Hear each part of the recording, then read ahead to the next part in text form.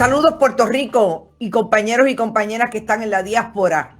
Soy Carmen Enid Acevedo y estamos en Bonita Radio.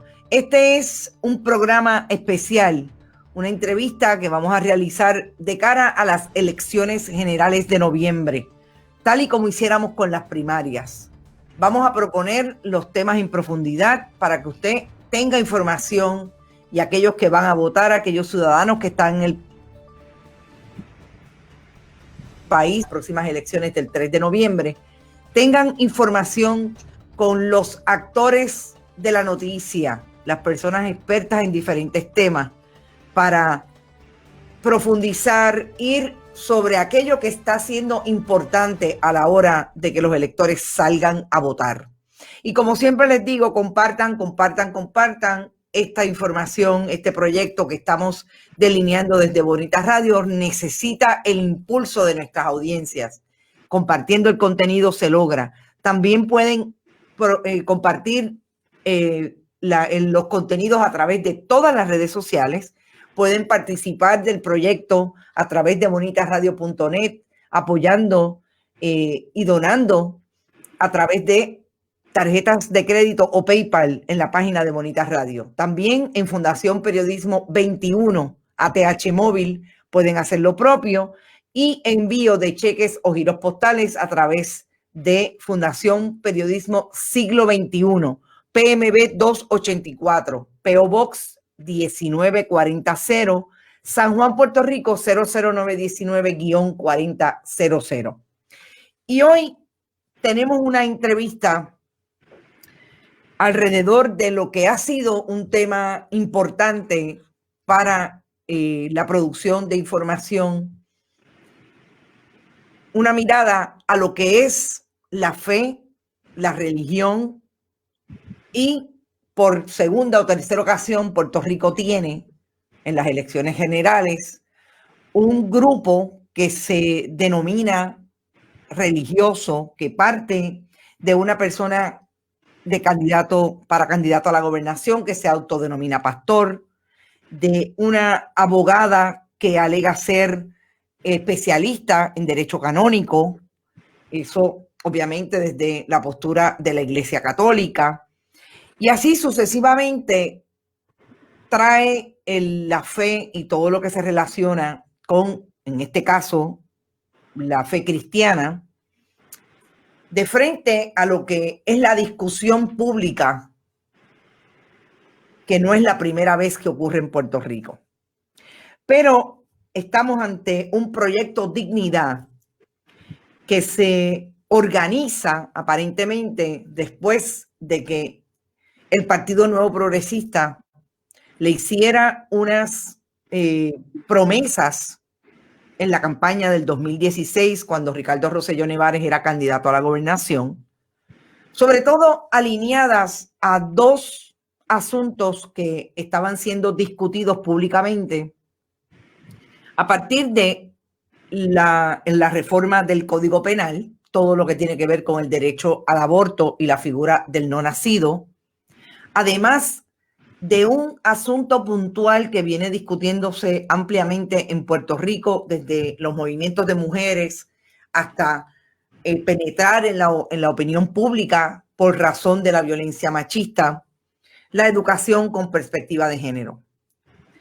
Iniciamos estas conversaciones precisamente con una persona que está relacionada con la fe, en este caso desde la religión, y me corrige, pentecostal, Agustina Lubis, porque queremos precisamente conversar sobre cuáles son las bases que se dan dentro de las iglesias y las diferentes denominaciones con relación a estos temas, traer lo que ha sido experiencia en Puerto Rico a partir de que en el 1960 hubo un partido de acción cristiana, asimismo se conocía, el PAC, que se organizó desde la Iglesia Católica precisamente por aquello que tenían problemas los miembros de esa religión, en este caso incluidos los obispos de la Iglesia Católica que se organizaron alrededor de lo que entendían eran desacuerdos con el gobierno entonces de Luis Muñoz Marín.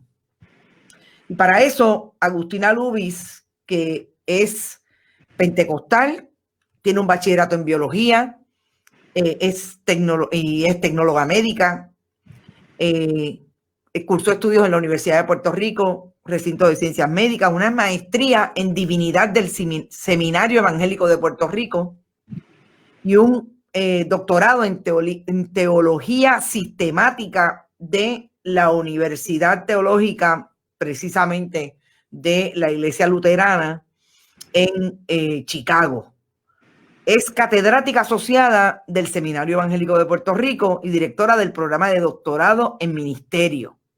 Es ministra ordenada de la Iglesia Defensores de la Fe y colabora con la Pastoral de Mujeres y Justicia de Género y la Mesa de Diálogo MLK Junior y otros grupos. Obviamente es feminista y vamos a hablar y conversar con Agustina Lubis. Saludos, profesora, doctora y pastora. Gracias, Carmen Enid, por la invitación. Gracias por estar en tu programa y ojalá que pudiéramos iluminar en algo, ¿verdad? Esta perspectiva que has comentado y que sirva a nuestro país esta conversación para crecer y tomar, ¿verdad?, conciencia de lo que debemos hacer este próximo 3 de noviembre. Yo creo que nuestra conversación debe quizás iniciar con que usted nos pueda dar luz sobre cómo es que una persona llega a ser pastor o pastora. ¿Cómo es que se da ese proceso a través de sus organizaciones para que en efecto se pueda llamar pastor o pastora? Claro, mi trabajo, ¿verdad?, es básicamente académico y mi iglesia me ordena para trabajar en el Seminario Evangélico de Puerto Rico, que es interesante, no es para pastorear una iglesia, sino para trabajar en el área de educación, y por eso es que soy ministra ordenada de una denominación. Para llegar a ser pastor o pastora, ¿verdad?, en Puerto Rico, cada denominación tiene sus reglas y sus requisitos, pero la mayor parte de las iglesias en Puerto Rico tienen algún seminario, un instituto bíblico donde prepara a sus candidatos y candidatas al pastorado, ¿verdad? En el caso nuestro, en el Seminario Evangélico de Puerto Rico, hay 6 denominaciones protestantes en Puerto Rico y muchas pentecostales que también están presentes en nuestro estudiantado, ¿verdad? Y allí pues tienen que tener primero un bachillerato y luego tienen que hacer con nosotros una maestría en divinidad, que es la preparación para ser pastor o pastora. Luego que ellos tienen la preparación, ¿verdad?, la educación, esa maestría son 83 créditos, ¿verdad? Te puede tomar unos cuantos años hacerla, claro, porque cubre muchas áreas del saber y muchas áreas del trabajo con los seres humanos, ¿verdad? Uh-huh. Y luego de esa maestría, pues las denominaciones de por sí, pues inician un proceso de ordenación, ¿verdad?, que es un proceso también que puede tomar un tiempo, porque cada denominación tiene unos requisitos diferentes.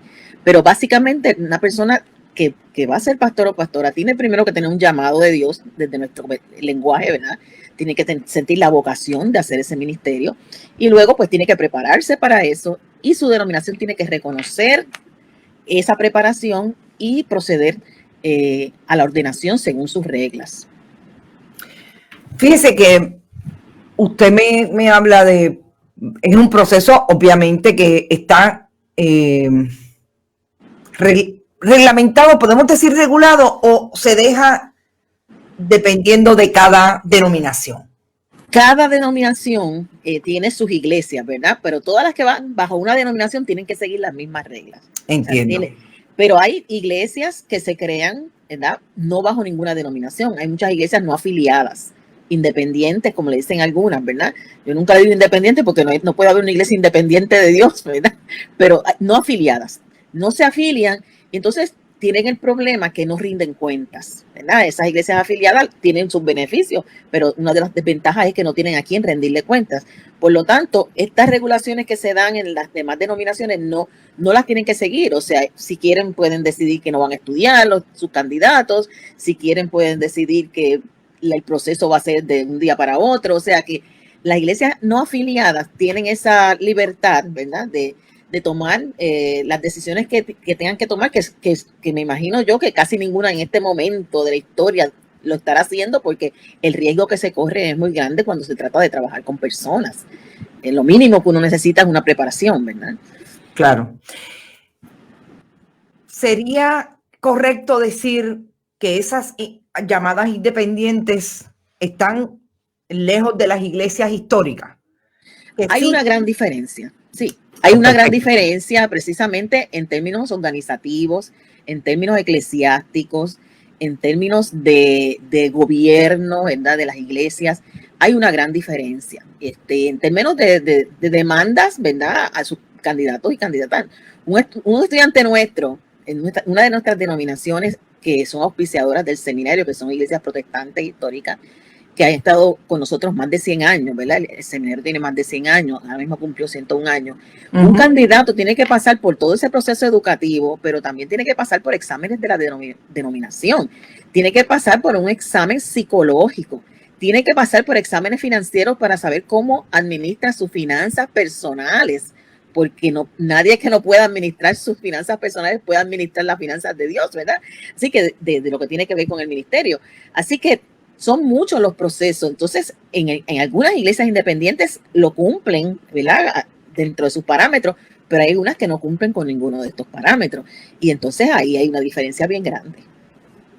Ahí hay una diferencia. O sea, cuando yo digo que son autodenominados pastores, lo digo quizás en el contexto, y ahora usted nos aclara más apropiadamente, de que no hay esas estructuras que tengan de alguna manera control y estén diseñadas precisamente para que la persona que va a pastorar, la persona que se va a dirigir y va a acoger a una feligresía y los va a dirigir realmente, sea una persona que tenga la capacidad más allá del estudio precisamente teológico, etcétera, en todas esas áreas que usted nos comenta.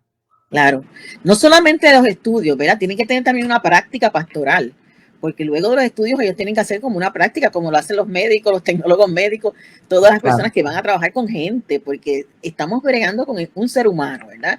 Y somos demandables. Somos demandables como puede ser una mala práctica médica, también es demandable una mala práctica pastoral. Y hay muchos casos en los tribunales de mala práctica pastoral que han sido personas demandadas y denominaciones demandadas.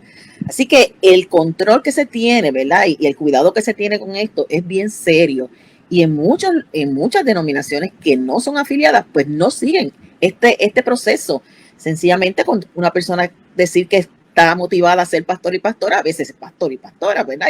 Y monta su iglesia y le pone un nombre. Y esa libertad ahí está en Puerto Rico, ir al Departamento de Estado, no te van a pedir gran cosa, ¿verdad? Tú la inscribes y ya tú tienes una organización bajo tu cuidado. Pero la responsabilidad de eso es muy grande y no se cuestiona, no se valora como tiene que valorarse en otras denominaciones, o sea, en las independientes mayormente y las no afiliadas. Hay algunas independientes y no afiliadas muy organizadas, quiero decirlo, pero hay unas que están por la libre.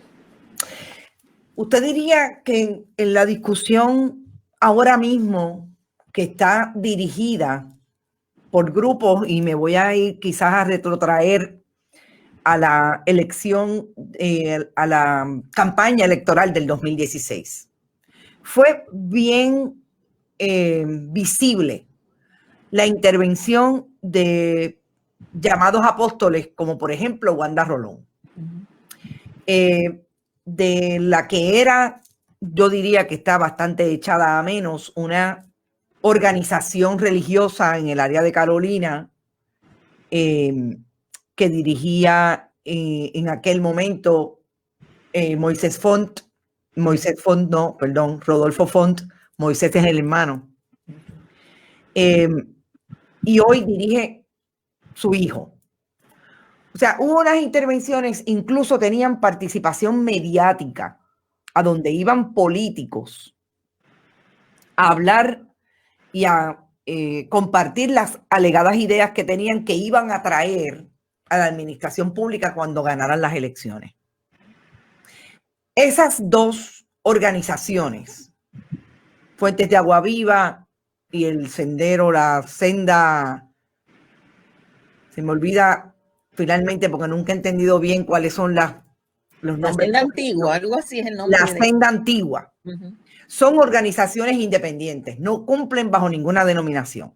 No, ellos son organizaciones que se han creado bajo sus mismas, sus mismas iniciativas y ellos responden a ellos mismos. Ellos responden a ellos mismos, perfecto.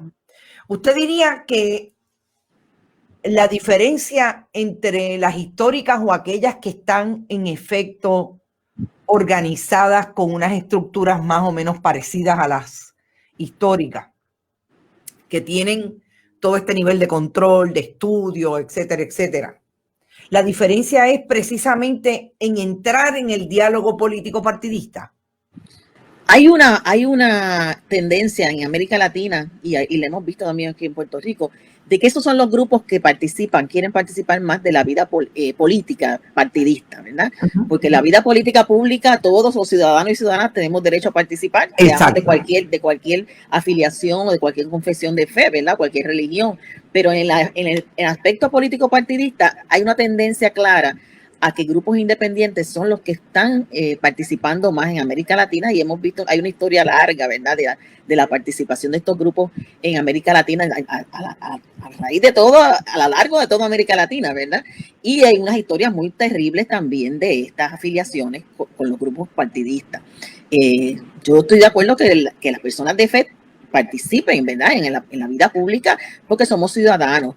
Pero cuando decidimos participar en la vida política partidista, tenemos que estar muy claros, ¿verdad?, que son ambientes que son plurales, diversos, donde todos los ciudadanos tienen el mismo derecho que tenemos nosotros, y que no vamos a participar en esos lugares a imponer nuestras doctrinas religiosas, sino a beneficiar al pueblo con valores que sean compartidos con todo el pueblo, ¿verdad? Y entonces esa es la parte difícil de esta participación política partidista, y es que lo que se ha visto en la historia en América Latina y lo que se está viendo en Puerto Rico es un interés de participar en la vida partidista, pero para imponerle al pueblo la doctrina de la iglesia, o sea, para evangelizar al pueblo, para inculcarle al pueblo cuáles son los valores desde una fe particular, que eso es lo que no está bien visto dentro de ningún tipo de sistema religioso organizado, porque conocemos que en este país existe la separación de iglesia y de Estado,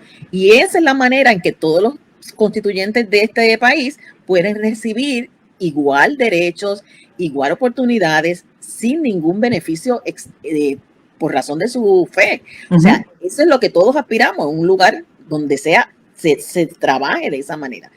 En el momento que alguien intenta llegar a una posición de poder dentro de un país para imponer su creencia religiosa, está violentando a todos los demás constituyentes también. O sea, está violentando a sí mismo y a los demás constituyentes, porque está abriendo la puerta para lo que pasó con Constantino, ¿verdad? Esto viene desde bien atrás en la historia de la iglesia, que declaró al cristianismo la religión oficial del Imperio Romano, con todas las complicaciones que eso trajo para la iglesia y para el mundo de aquel momento.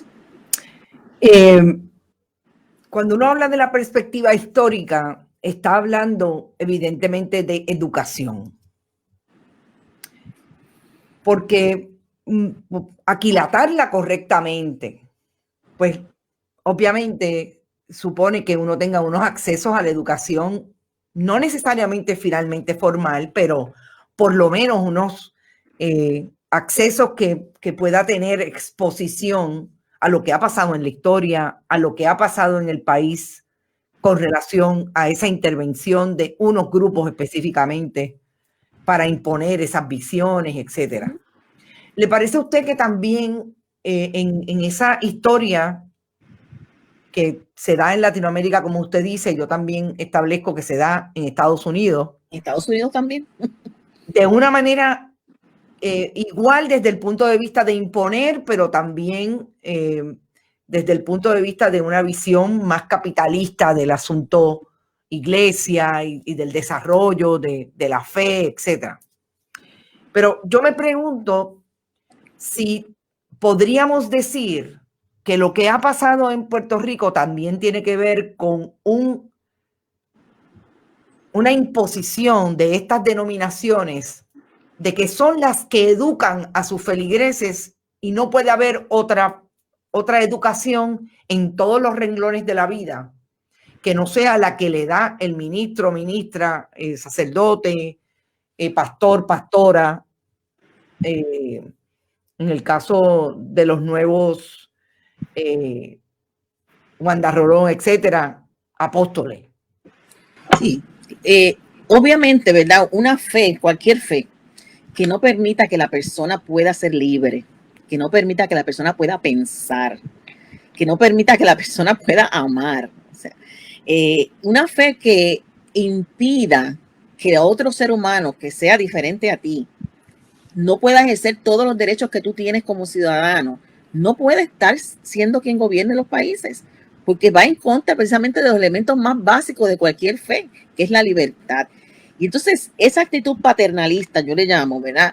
De querer que la gente que está bajo mi cuidado pastoral, porque se supone que los pastores y las pastoras, los obispos y las obispas, sean pastores y pastoras de la congregación completa, y no solamente de la congregación, sino de la comunidad donde está anclada esa iglesia, porque el mundo es nuestra parroquia, decía John Wesley. O sea, toda la gente de esa comunidad necesita ser alimentada con la vida espiritual, por lo tanto no es solamente para la gente de la iglesia. Pero hay una línea que no se puede cruzar, y es cuando uno llega a la libertad de esa persona. Uno puede aconsejar, uno puede predicar, uno puede decir todo lo que uno quiera hacer en la iglesia, pero uno no puede meterse en la libertad individual, porque ese es un elemento que está innato cuando fuimos creados, por lo menos en el Evangelio y en la teología cristiana. A libertad nos llamó Dios, dice la Biblia. Así que cuando una persona coacciona a una persona para que piense como él, para que no pueda disentir, para que no pueda criticar, para que no pueda hablar otra cosa que no sea la voz de ese líder, estamos hablando de una dictadura, estamos hablando de una opresión más sobre la vida de un ser humano. Yo creo que el querer imponer los mismos valores que se requieren, ¿verdad? O los mismos valores morales, porque hay una cosa entre valores morales y valores éticos. Los valores morales es lo que yo pienso que es bueno y malo, pero por encima de esos valores hay una ética comunitaria, una ética mundial, una ética universal que reclama cuestionar esos valores míos. Entonces esos valores míos tienen que pasar por ese crisol también de la ética, y tiene que pasar por los valores de la ética cristiana, si soy cristiano o cristiana. Y entonces ese empeño de coartar la voz de la gente, de controlar el pensamiento de la gente, no llega a esa ética cristiana. Eso es un valor que se ha creado dentro de muchas iglesias, pero no pasa a la ética cristiana. La ética cristiana es una ética de libertad. Es una ética de libertad. Entonces, cuando vemos que el discurso de estas personas que se autodenominan pastores, apóstoles, etcétera, es precisamente un discurso de dirección, dirigido. Y vamos a entrar ahora en el tema que ha dominado precisamente por la incursión del proyecto Dignidad a las elecciones como proyecto electoral. Ha dominado la opinión pública porque se ha suscitado lo que yo llamo es la visibilización fundamental de la perspectiva de género en la discusión hacia las elecciones generales. Precisamente porque lo que quiere hacer visible el proyecto Dignidad, y cuando una va a su perfil, establece que este es el proyecto que va a traer los valores de la familia. O sea, quiere decir que va a dirigir cómo deben reunirse, cómo deben interrelacionarse las familias en Puerto Rico. Entonces, desde ahí ya hay un dirigismo establecido. Como si la sociedad fuera exclusivamente la familia como ellos la están viendo y trayendo, ¿no? Y específicamente con relación a los asuntos de perspectiva de género, comunidades de la diversidad sexual, etcétera, han sido específicos con lo que apoyan y no apoyan, con lo que para ellos debe estar incluido en la reforma del Código Civil o no debe estar incluido, y si está incluido, ahí es que viene el conflicto con el partido de gobierno, y vamos a traer entonces el proyecto Partido Dignidad que va a solucionar esa visión de mundo que es la nuestra, sin haber establecido que hay una visión de mundo de la diversidad del país. vamos a hablar precisamente, inicialmente, con el asunto de las mujeres. Y lo voy a traer en el contexto de la última participación que tuviera el candidato a la gobernación, César Vázquez, en el debate del Colegio de Ingenieros y Agrimensores, Infraestructura 2030. Esa intervención final, en la última hora, que se relaciona con lo que aparentemente es la construcción, y aquí sí le voy a hacer una pregunta, que hacen diferentes denominaciones con relación a lo que la mujer debe hacer de frente al hombre.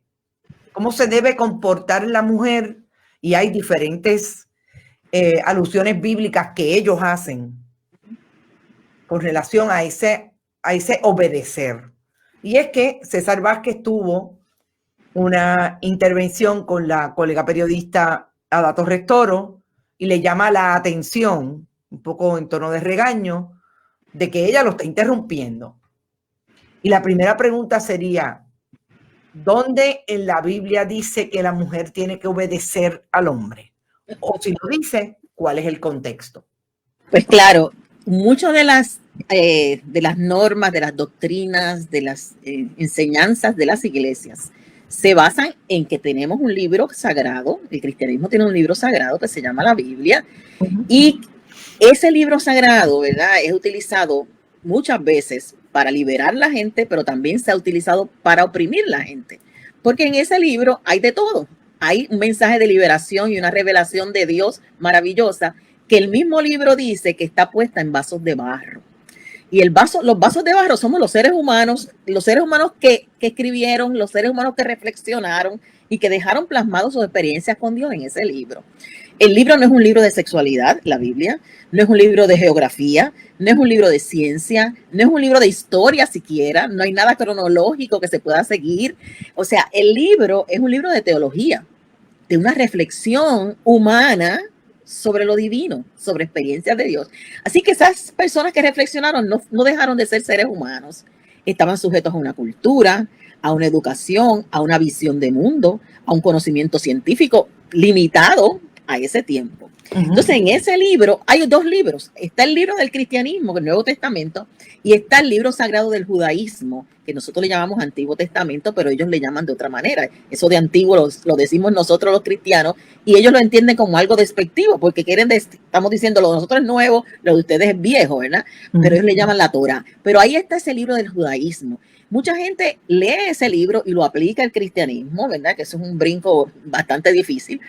Pero mucha otra gente piensa que todo lo que está en el texto es una norma que la gente se la tiene que poner. No distinguen lo que es la cultura, no distinguen el momento en que se escribió el libro, más de 2000 años atrás. No distinguen que se cerró ese libro en el siglo IV y no sabe nada de lo que pasó del siglo IV para acá el libro. No distinguen que los escritores escribieron poesías, que escribieron himnos, que escribieron cartas, que escribieron biografías, que hay un montón de géneros literarios ahí. Eso no se analiza cuando la gente lee la Biblia. La gente cree que es una norma para seguirla. Y ahí hay crímenes, hay violaciones, hay abuso a la mujer, hay una mujer que la pican en 12 pedazos, hay violaciones a hijas, hay un hermano que viola a su hermana. Hay de todos los crímenes que tú te puedes imaginar por gente que servía a Dios y que tenía reflexiones sobre Dios también, pero también eran humanos y cometían todos los errores que un ser humano puede cometer. Y entonces la gente lee la Biblia y cree que todo lo que dice la Biblia es normativo, pero no es cierto. La Biblia, el mensaje central de la Biblia es normativo. ¿Y cuál es ese mensaje? Dios y sus actos liberadores, Dios y sus actos redentores, a pesar de los humanos que cometemos muchos errores. Así que cuando leemos la Biblia tenemos que buscar qué está haciendo Dios en esa historia, cómo Dios está liberando, qué es lo que Dios hace, cómo Dios está redimiendo, qué es lo que Dios hace. No me importa mucho lo que hizo Jonás, lo que me importa es qué hizo Dios a pesar de lo testarudo que era Jonás. O sea, a pesar de los escritores y de la humanidad. Entonces, el mismo texto nos explica que tenemos que distinguir entre la letra que mata en el texto y el espíritu que da vida. Y esa distinción se hace cuando uno se adentra a los estudios bíblicos para poder distinguir, esto es el barro humano que está aquí y esto es revelación de Dios. Y tenemos una clave para saber dónde está la revelación de Dios. La clave es Jesucristo para el cristianismo. Todo aquello que queremos cuestionar, si esto es divino, si es revelatorio, si lo tenemos que, como por ejemplo, las mujeres callen en la congregación, las mujeres sométanse a sus maridos. Eso es parte del mensaje de Dios para la gente. Hay que buscar el contexto cuando se escribió eso, a qué cultura, qué estaba pasando en ese momento, en ese lugar. Y cuando uno busca eso, se da cuenta que eso no cuadra para nada con lo que hizo Jesucristo en su vida y en su práctica. Y para nosotros, Jesucristo es Dios, por lo tanto, todo lo que no cuadre con el mensaje de Jesucristo, no lo consideramos normativo. Y la voy a interrumpir aquí porque precisamente vuelvo al tema de la educación. Si usted lo está dirigiendo a una persona que pretende que usted mire y haga análisis de ese libro fundacional del proyecto cristiano, pues usted va a estar limitado si no se sale de esa dirección que le va a dar fulano o fulana. Y no va a poder contextualizar precisamente eso que usted trae. ¿Cuál era el momento en que se estaba hablando, en el momento en que se estaban dando esas manifestaciones de esos humanos versus la divinidad? Así es que aquel me está induciendo a error, porque realmente no me está dejando mirar en profundidad lo que es ese documento para entonces venir a decirme que lo tengo que aplicar tal y como. Definitivamente sí. Yo te voy a dar un ejemplo bien sencillo de esto que te estoy diciendo.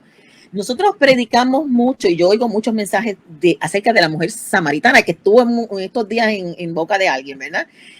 La mujer samaritana casi siempre se habla de que es una mujer que tenía muchos maridos, que era una mujer promiscua, que otros le dicen que era una mujer prostituta. Yo he oído mensajes de todo tipo, que Jesús le dijo a esa mujer, 5 maridos has tenido y el marido que tienes no es tuyo. Y siempre se ha desvirtuado ese texto. ¿Por qué? Porque la gente lo lee como si estuviera leyendo la vida de una mujer del siglo XXI. En el siglo I, una mujer no se podía ni decidir con quién se casaba, ni decidir de quién se dejaba. Una mujer en el siglo I, en el contexto del judaísmo, en la Palestina, en la Galilea, no podía decidir eso. Por lo tanto, esa mujer nunca decidió casarse con 5 maridos. Esa mujer estaba sujeta a algo que ocurría en la cultura que se llamaba la ley del levirato. La ley del levirato decía que si tú te casas, si algún hombre te escogía para casarse con él, porque él era tu protector, tu redentor, porque tú no trabajabas, te morías de hambre si no te casabas. Un hombre te escogía de esta familia, el día que ese hombre decidiera dejarte, porque tú nunca podías dejarlo, decidiera dejarte, tenía que redimirte el hermano de ese hombre.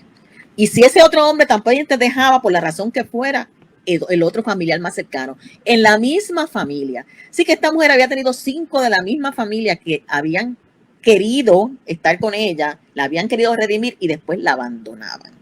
Y el que tenía en ese momento no era su marido porque fue alguien que la quiso redimir de otra familia y la cultura no lo consideraba su marido. Así que cuando Jesús le dice, has tenido 5 maridos y el que tienes no es tuyo, le está diciendo, yo estoy entendiendo todo lo que tú has sufrido. Estoy entendiendo que has sido 5 veces abandonada, despreciada, dejada sola. O sea, eso es lo que está diciendo. Está haciendo una crítica a la construcción que había alrededor de esa mujer en ese momento. Jesús está mirando a esa mujer desde la perspectiva de género. ¿Qué pasa con una mujer en una cultura del siglo I? Y le está recomendando su ayuda porque reconoce el dolor que ha vivido. Pero esa interpretación usted no la oye en los altares muchas veces. ¿Por qué no? Porque ni estudian el contexto del texto, ni estudian la situación que estaba pasando. Entonces toman a esa mujer, la ponen en el siglo XXI y dicen, esta es una Elizabeth Taylor que se casó 5 veces, ¿ves? Y hay un error garrafal de una interpretación a otra, sencillamente por no tener un poquito de cuidado. Y la persona que tiene cuidado es la persona que llega a estas iglesias y le empiezan a decir estas interpretaciones castrantes, machistas y sexistas, y la cuestiona. Y una vez la cuestiona, pues entonces ahora tú no te obedeces, tú no te sometes, porque lo bueno de la palabra es que tiene un mensaje de libertad para todo el que se allega a él o a ella. Pero hubo un tiempo que solamente los hombres podían leer la Biblia y se la interpretaban a las mujeres y se la interpretaban a los esclavos. Por eso los esclavos decían, pero ¿cómo yo puedo ser cristiano si este amo viene y me azota aquí? Después el domingo en el altar dice que la Biblia dice que los esclavos se sometan a los amos, porque los esclavos la utilizaban para su propio beneficio en un tiempo en que la esclavitud era parte del sistema económico.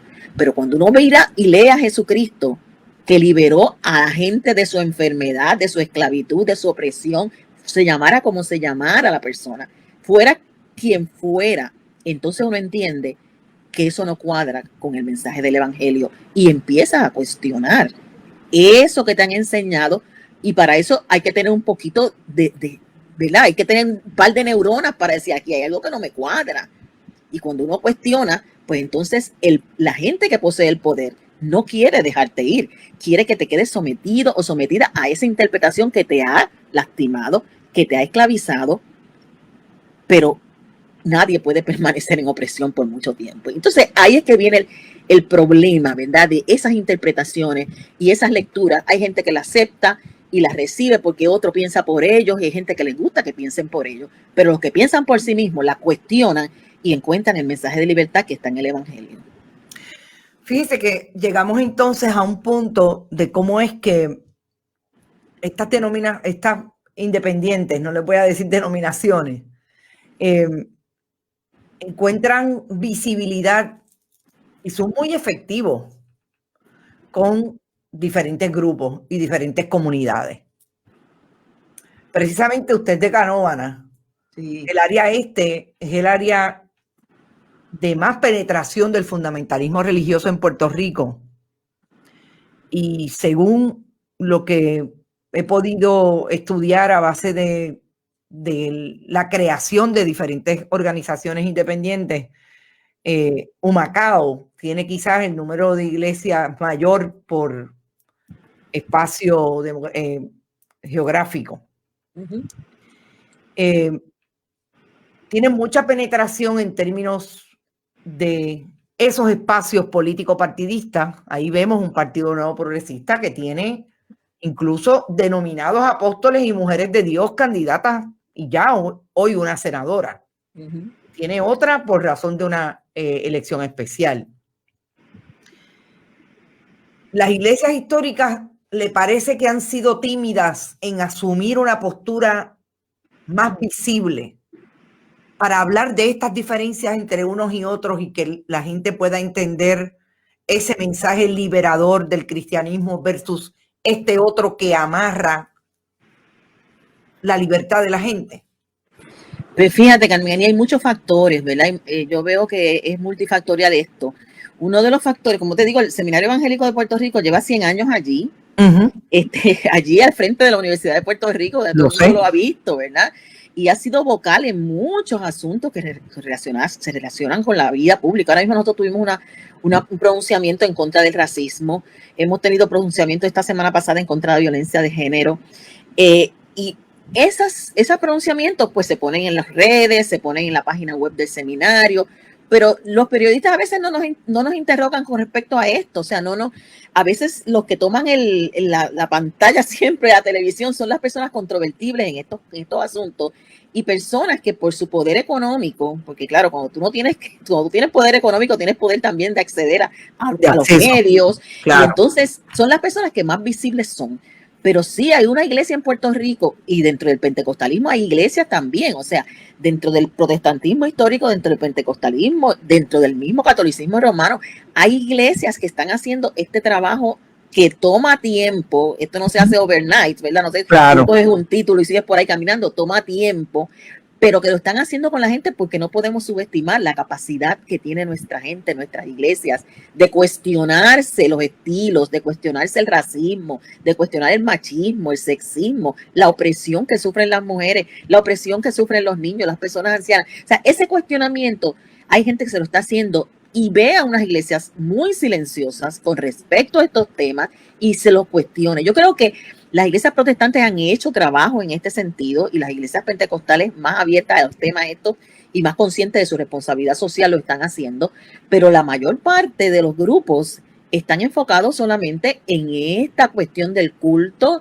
en esta cuestión de la liturgia, en las doctrinas de la iglesia, pero no, y le enseñan a la gente a leer el texto bíblico, pero no le enseñan a leer la realidad que estamos viviendo a la luz del texto bíblico. Y yo creo que podemos hacer más. Las iglesias podemos hacer más, los educadores podemos hacer más, pero muchas veces las personas confían más en lo que el pastor o la pastora dicen desde el púlpito, aunque lo cuestionen, aunque piensen que hay algo que no les hace sentido, confían más en esto que en lo que le dice un académico, en lo que le dice una persona que ha estudiado. O sea, hay un problema también de cierta antipatía hacia los estudios, que eso viene de mucho tiempo atrás, y de pensar que la fe es irracional. Pero no, la fe es racional. Hay que poder utilizar la razón para entender lo que creemos. Nuestro culto, dice el mismo texto bíblico, es racional, pero nuestros cultos se han convertido en cultos emocionales solamente. Ahí es donde estriba el asunto de educación, y estoy totalmente de acuerdo con usted. Puerto Rico es un país que hace muchos años se ha convertido en un país muy antiintelectual, donde hay unos términos que no vamos a utilizar acá, específicamente que se nombran cuando trata uno de profundizar un poco más precisamente a base de las experiencias educativas que ha tenido, de la exposición que tiene. Por eso yo decía que no es una cuestión formal. Yo siempre hablo siempre hablo de la experiencia de una abuela que tenía un 4º grado y que aprendió a leer y a escribir después de mucho tiempo, y era una persona que consumía cualquier producto educativo leído, hablado en televisión en el momento en que se crió, etcétera. Y eso la hizo una persona cristiana, incluso, que cuestionaba. Claro. No solamente al que le hablaba y intentaba dirigirla. En el momento en que ella estaba no había mujeres ordenadas, pero o sea, también el texto bíblico, como usted lo dice. O sea, que me parece que el asunto de educación es súper importante. Es importante, es importante. Es fundamental. Yo le digo lo de la visibilidad. Estoy de acuerdo de que hay muchos factores. La responsabilidad que podemos o no tener los periodistas también la comparto. Yo creo que las estructuras mediáticas hace mucho tiempo que dejan de buscar y de profundizar en estos temas, y lo que necesariamente traen es la controversia bien llana, sin profundizar en cuál es la controversia, ¿verdad? Y eso pues es un factor a considerar cuando unos son tan visibles y otros son tan poco visibles.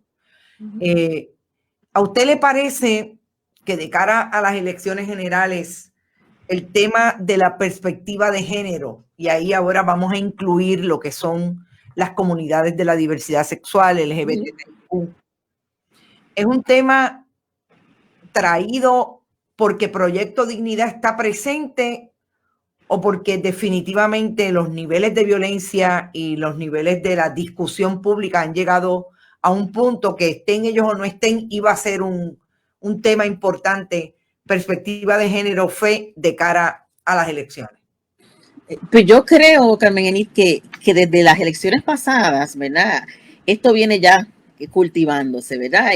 Hubo unas alianzas que se hicieron, como tú bien dices, los políticos fueron a los púlpitos, hablaron a las iglesias, se comprometieron con unos acuerdos de aprobar ciertas leyes que beneficiaran la visión doctrinal de algunas iglesias, y cuando eso no se da, pues entonces eso se pone en el tapete para un proyecto, ¿verdad? Para un grupo seguir esa línea y tratar de llegar al poder para que se cumpla eso que los partidos no le cumplieron, ¿verdad? A estos grupos. Yo creo que eso tiene que ver con eso. Tiene que ver también con que la realidad de que vivimos en un país violento en todos los sentidos, de que cada día se está violentando más a las personas más vulnerables, más vulnerabilizadas de nuestra comunidad, que cada día la violencia intrafamiliar sube más de nivel, se ven cada vez casos más terribles, casos más que consternan, que las comunidades LGBT, IQ y Plus y toda la diversidad sexual está siendo amenazada constantemente y su vida está corriendo riesgo. Todo eso está ahí presente, y las personas que trabajamos en todo esto de lo que es la perspectiva de género, porque la he trabajado y he cooperado hasta con el Departamento de Educación cuando intentó revisar los currículos, me consultaron y yo estuve ahí presente, hicimos un trabajo de mucha envergadura. Pues eso nos trae a nosotros decir, bueno, ¿por qué no se puede retomar ese trabajo de educar a nuestros niños, a nuestras niñas desde que nacen, para enseñarles ese respeto y ese cuidado que hay que tener con el otro y con la otra, no importa cuán diferente sea, no importa de dónde provenga, no importa su estatus social o su color de piel o su orientación sexual? Esta enseñanza es básica para el respeto y para nosotros trabajar en contra de la violencia a todos los niveles. Pues entonces tenemos por un lado alguien que saca el tema para combatir el tema y para crear un poco de confusión bastante confusión en el país, y otros que estamos luchando para que ese tema se entienda como es y no venga con esa propaganda pervasiva, que yo le encuentro que es algo terriblemente dañina, esa propaganda y falsa, ¿verdad? Que se le ha hecho a lo que es la perspectiva de género, que no es otra cosa que mirar las cosas desde el lente que Jesús las miraba, ¿verdad? Del lente de equidad. O sea, Jesús utilizó todo el tiempo ese lente. Entonces tenemos dos cosas. Tenemos unas personas que están defraudadas porque el gobierno no les cumplió con eso que les prometió, y otras personas que creemos que es posible todavía cambios. Y por eso sale a la luz, ¿verdad? Y hay una discusión con respecto a esto. Ahora se ha traído a la cuestión política partidista, ¿verdad? Estos son los que defienden, estos no defienden, y se le pregunta a los candidatos, y los candidatos, como no saben ni de qué estamos hablando, pueden decir cualquier cosa, ¿verdad? Porque nunca les ha interesado ese tema de llegar a un nivel, a un punto en que los seres humanos sean considerados dignos todos, que todos sean considerados con el mismo respeto. No hemos llegado a ese punto como seres humanos, mucho menos como cristianos a veces, ¿verdad? Porque hay un elemento común detrás de todo esto y se llama poder. Alguien tiene el poder y no quiere soltar ni una milésima parte de ese poder y compartirlo con otra gente para que sean tratados con igual dignidad. Yo creo que detrás de toda esta discusión está el poder, esa necesidad de validarse como el hombre, como lo que el patriarcado nos ha enseñado, ¿verdad? Esa estructura que nos ha dominado todo el tiempo, que no es un sentimiento, que es sencillamente un sistema con todas las raíces y con todos los tentáculos del mundo. Así que las personas que estamos luchando por la equidad, estamos contra el monstruo, luchando contra un monstruo que está en todos los sistemas, incluyendo el religioso, ¿verdad? Hay una situación de dominio, de poder, de nosotros somos los que hablamos, ustedes se callan. O sea, es una manera de hacer daño a la otra persona. Promover ese silencio, esa invisibilidad de la otra persona, porque yo soy el que sé, o pues yo soy el que mando, porque yo tengo la autoridad, y utilizamos la autoridad de Dios para esa opresión. Por eso es que la letra puede matar también, ¿verdad? La letra del texto puede matar, porque la utilizamos para hacer daño. Así que hay de todo en esta discusión que se está dando, pero yo creo que es bueno que se salga esta discusión porque nos está revelando quiénes están y dónde están. ¿Dónde están? Porque llega un momento que sale para afuera todo ese sexismo, y cuando se presiona un poco a algún candidato a decir algo, el sexismo tú lo ves ahí clarísimo, sale hacia afuera. Entonces una persona que pretende gobernar el país, que no pueda pensar en la posibilidad de escuchar todas las voces, de con tranquilidad ponderar lo que todo el mundo tiene que decir, pues tenemos que reconsiderar eso, porque es que estaríamos de nuevo en ese mismo patrón de opresión que hemos vivido siempre. Profesora, muchas gracias por estar con Bonita Radio en este umbral de las elecciones generales del próximo 3 de noviembre. Importante el tema de la perspectiva de género. Creo que hemos podido cubrir hasta donde nos ha dado el tiempo, y habrán otros momentos en que hablemos de este asunto, porque creo que, como usted bien dice, a partir de la elección general del 2016, hubo una participación activa de estos grupos que obviamente ha llegado al punto de que hay una denominación o un grupo independiente sosteniendo ese tipo de fundamento hacia las elecciones generales como proyecto político partidista. Así es que gracias una vez más y espero tenerla pronto por acá nuevamente. Gracias a ustedes, a la orden siempre. Bueno, ustedes escucharon a la profesora Agustina Lubis. Hablamos mucho sobre religión, fe, perspectiva de género, un tema que ha sido puesto en la palestra definitivamente por los grupos que entienden deben dirigir un discurso relacionado a los temas sobre todo de diversidad sexual, mujer, lo que supuestamente desde ellos hablan los libros más sagrados relacionados al cristianismo con relación a las posiciones que tenemos que tener unos y otros. Han intervenido en la política partidista, ahí está la historia, y en el 2020 no han dejado de hacerlo, y ahí está el Proyecto Dignidad. Nosotros vamos a seguir tocando este tema, le vamos a hacer una entrevista, si es que contesta afirmativamente, al candidato César Vázquez de Proyecto Dignidad o a cualquier otra persona relacionada a ese proyecto, sobre precisamente cómo es que llegan, cómo es que tratan de influenciar al electorado para desde esos discursos entender que tienen algo que hacer en la administración pública dirigiendo un discurso particular con relación a esos temas. Así que recuerden que esta es la cobertura especial de Bonitas Radio, Democracia 2020, Democracia PR, Elecciones 2020. Lo iniciamos en la primaria y aquí estamos en las elecciones. Así es que éxito, y recuerden siempre compartir nuestros contenidos. Si tienen que ir o pueden hacerlo a bonitasradio.net, allí usted puede donar a través de PayPal o tarjetas de crédito. También puede hacerlo a nombre de Fundación Periodismo 21 en ATH Móvil o envío de cheques o giros postales, Fundación Periodismo Siglo XXI, PMB 284, PO Box 19400, San Juan, Puerto Rico, 00919-4000. Gracias a nuestro director técnico David Esperón y será hasta la próxima.